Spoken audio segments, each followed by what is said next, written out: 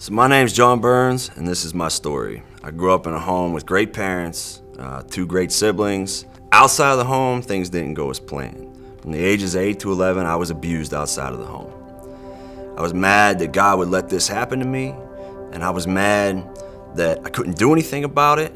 I carried that anger through most of my life from then on. I carried it through my teenage years when I got in a lot of trouble. I carried it into the music that I played. And the unfortunate thing is, if you run your heart and your soul on anger, it's kind of like running a car on diesel fuel. You might get it started, you might go a couple miles, but it's gonna burn out and fall apart. It fell apart for me after I got married, started having kids. Now, I got married young, I got married at 23, and I lived a double life with her. This kept going on and on for a while, and I was faking it best I could until we hired a woman into the band. And I started spending more and more time with her, and she got me to open up. And when I opened up about all these things in my life that were causing all this pain inside of me, I felt an immediate connection because, wow, for the first time, I'm unburdening myself. And unfortunately, that led to an emotional affair. I can remember coming home from a practice one night, and I'm laying in bed, and it's like 2 o'clock in the morning. And I wake up with a panic attack. And my heart's pounding, and I'm sweating, and my head hurts, and it just feels like the whole world's crashing in around me. And I look over to my left, I look at my wife, and I think, I can't even remember what it was like to love her. I can't remember what I felt when we got married. And then I thought about my daughter, and my daughter's in the other room, and I think about her, and I can't bring her face to my memory. Like I can't, there's nothing that, I just couldn't get it. And everything's hurting and swirling around, and I thought, I'm done. Like, this is it, And I can remember this voice pounding in my head that you get out right now.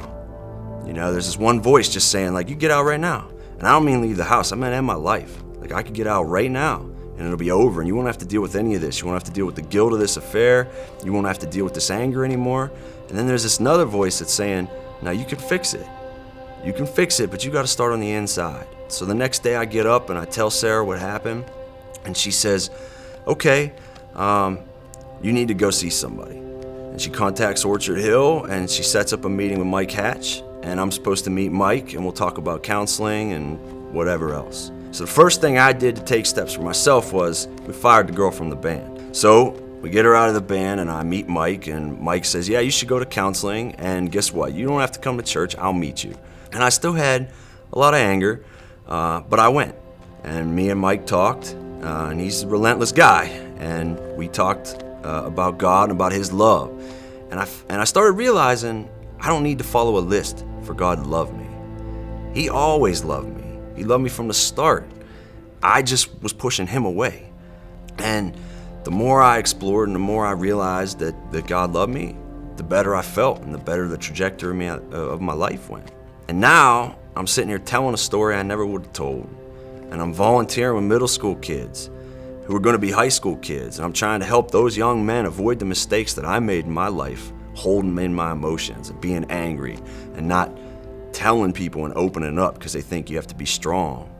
And telling them that God loves them, even when they're screwed up, even in the mess that they're in. I now have a great relationship with my wife. I open up, we talk. I'm not afraid anymore. And I have a good relationship with my kids. And they know that their dad loves them. And they know that God loves them. And that all comes from the same place.